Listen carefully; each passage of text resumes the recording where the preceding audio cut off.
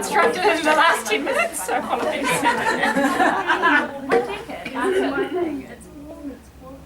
Maybe we should all jump down for 10 minutes before we... Okay, we ready? You ready? We ready? Yeah. Okay, so today's presentation is just telling you a little bit about what we heard at EduTECH and what we took away from our time in Australia. So it was an amazing mix of educational inspiration, and as Maury has mentioned, it was also a great opportunity for affirmation. So the first keynote that we listened to at EduTECH was Sugata Mitra talking about the future of learning.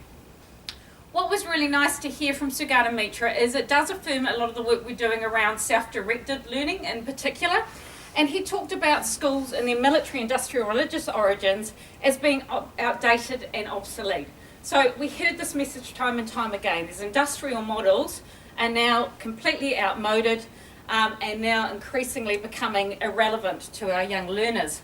Then we had, of course, the fabulous, the almighty Ken Robinson.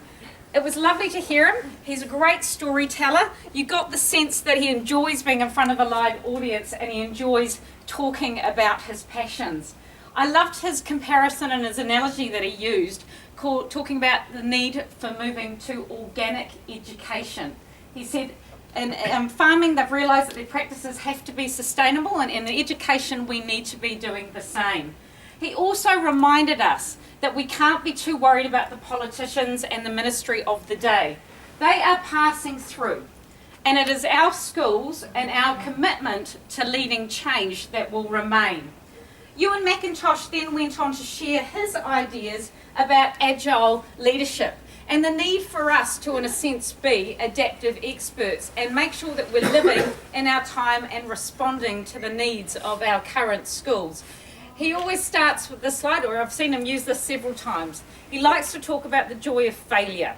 FAIL stands for first attempt in learning. And that idea that we need to be brave and we need to be trialling new practices. He sees this at the core of agile leadership: contradictions, tensions, and surprises. Agile leadership is about taking these and using them. We must use the tensions, like we have the tension between wanting to have creativity and innovation, but also worrying about how we're tracking our learning and how we're making sure that the numeracy and literacy are being covered. Ian Jukes was an absolutely outstanding closing keynote, and he talked about the idea of disruptive innovation. So of course technology in education is an incredible example of disruptive innovation, because it's changing the way we see things and it's changing the way we do things, and we must leverage this opportunity to respond to the disruptive innovation.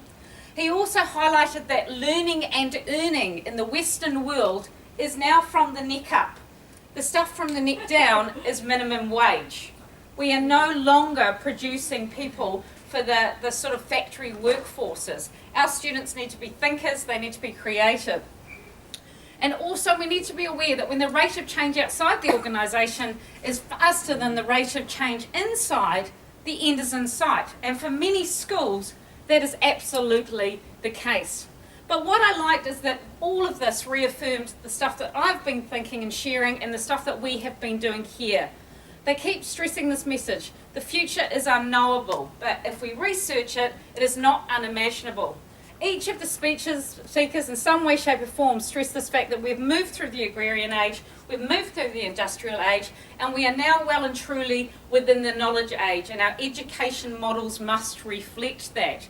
We got this message again and again: Moore's law, the rate of change is speeding up. Technology, the processing power has doubled every year for the last 50 years, and it will continue to do so. And we can use this as a metaphor for change in general. In fact, we've got to remember, as Heraclitus said, the only constant is change. We must keep evolving, and we must keep evolving quickly and be responsive to our clients who are our students. We need to be focusing on these core skills.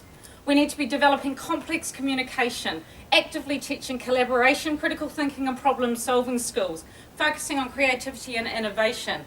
And we need to be moving our students to becoming free range learners.